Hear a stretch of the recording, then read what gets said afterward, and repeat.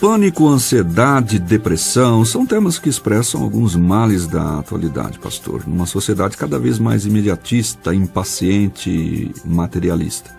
No que diz respeito à Bíblia, como é que ela trata esses temas? Ou seja, por que tantas pessoas se entregam às profundezas destes males?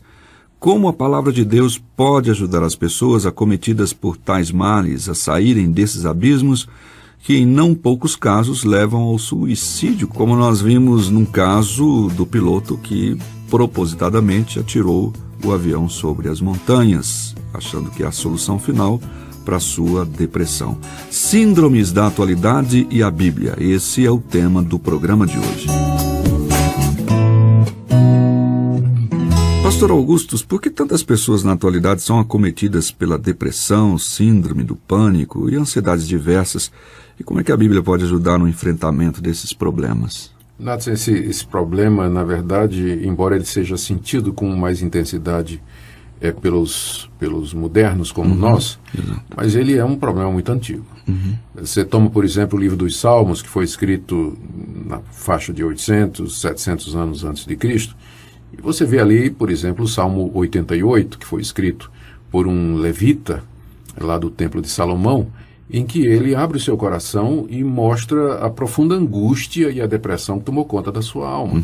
Ele fala que toda noite ele está chorando, ele clama a Deus e Deus não ouve, que ele não tem amigos, todos os abandonaram, ele se sente como uma pessoa que está para ser jogada na cova, alguém que é contado, um morto que é contado entre os vivos. Então, um quadro de profunda tristeza, de profunda, eu diria até depressão, não é? Que você encontra ali. Você tem também, a Bíblia fala do caso do profeta Elias, que ao ser perseguido pela rainha Jezabel, num conflito religioso entre o baalismo e a verdadeira religião, Elias fugiu, se escondeu numa caverna e pediu para morrer.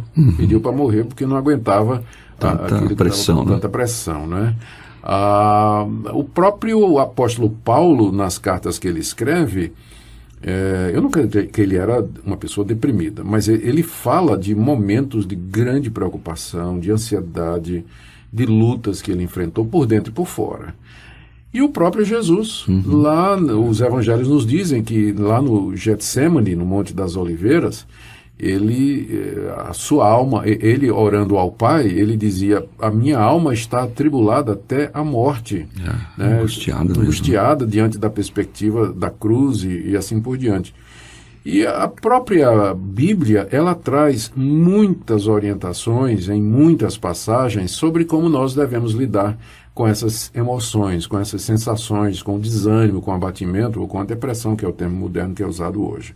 O Salmo 32, por exemplo, é um salmo de Davi, onde ele descreve uma experiência dele em que, por causa dos pecados que ele cometeu contra Deus, ele perdeu aquela comunhão com Deus até o momento em que ele resolveu confessar a Deus os seus pecados e reatar o relacionamento com Deus. Numa outra nota, batendo no outro diapasão, o Senhor Jesus, no Sermão do Monte, em Mateus capítulo 6, ele ensina aos discípulos a não viverem ansiosos. Ele diz: olhem as aves do céu, como Deus cuida delas. Olhem para os lírios dos campos, como Deus veste os lírios dos campos. Quem vive ansioso com o futuro, isso é coisa de pagão. Deus sabe, Deus é vosso Pai, Deus sabe do que tendes necessidade. Ele termina dizendo: busquem primeiro o reino de Deus e a sua justiça, e as demais coisas serão acrescentadas. Não se preocupem com o amanhã vai ter o seu próprio cuidado.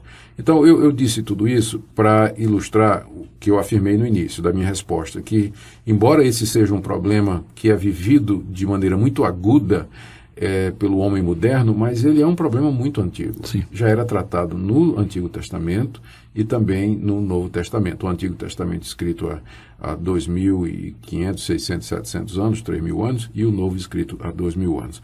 Agora, o que acontece na vida de hoje, Nathan, é que as causas que levam à depressão, elas foram exacerbadas e elas foram acrescentadas de agravantes que tornam o quadro ainda mais complexo.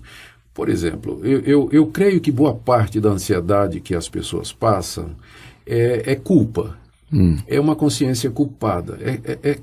A pessoa sente que errou, que ela fracassou, mas aí o que é que acontece? Ela vai para um psicólogo e toda a ideia de culpa é tirada em nome do bem-estar.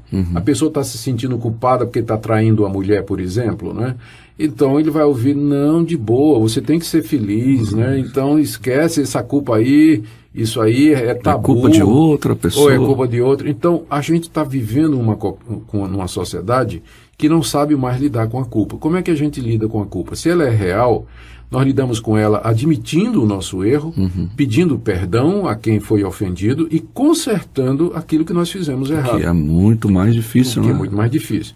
Então, como as pessoas hoje são ensinadas a não sentirem culpa, a não assumir a responsabilidade por nada, sempre a culpa é do vizinho, é do outro, é da mulher, do marido, do governo. Então, a pessoa deixa de tratar a causa da angústia e da depressão da forma correta, que seria exatamente o arrependimento e buscar o perdão de Deus, buscar a reconciliação e resolver aquilo que deveria ser resolvido. Então, eu creio que a sociedade hoje, a tendência da sociedade de ter uma sociedade sem culpa, acaba, na verdade, produzindo mais culpa ainda e mais angústia e mais depressão.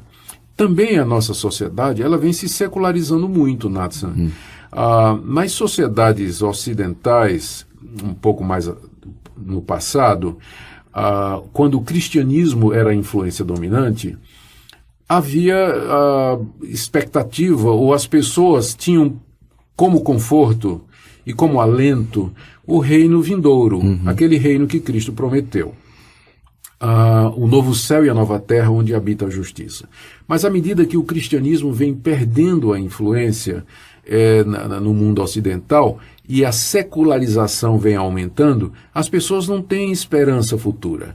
Porque elas são ensinadas que a vida é isso aqui. Não é que comer, beber, trabalhar, se divertir, fazer sexo, fazer dinheiro e fazer guerra, essas são as razões da nossa existência. Então, comamos e bebamos porque amanhã morreremos. O ser humano não aguenta viver sem esperança, sem expectativa. Se tudo o que nos resta e nos aguarda se resume a esta vida, nós somos os mais infelizes de todos os homens, né? É a secularização. E para deixar a coisa pior ainda, aparece a tal da teologia da prosperidade no meio das igrejas, ensinando que Deus quer que você e aqui seja rico, próspero, bonito, saudável, esteja sempre em primeiro lugar, não lhe falte nada, deslocando o coração dos cristãos para os bens materiais e esmaecendo a expectativa e a esperança da vida futura, que sempre é um bálsamo, sempre é um conforto, é uma âncora no momento de diversidade. Então, resumindo, olha, a busca de uma sociedade sem culpa, o materialismo que vem dominando as sociedades, falsas manifestações de cristianismo como essa teologia da prosperidade, tudo isso acaba precipitando as pessoas cada vez mais na solidão dos seus corações, a uma vida sem expectativa, na busca da realização através do prazer. E isso acaba não enchendo o coração do homem. Agora, deixa eu só te dizer uma coisa. Eu não creio, com isso eu não estou dizendo que toda depressão, toda síndrome de pânico, toda angústia, ela é resultado dessas questões existenciais. Às vezes existe, de fato, a questão física. Determinadas doenças provocam um desequilíbrio hormonal que acaba afetando a química da pessoa, do cérebro da pessoa.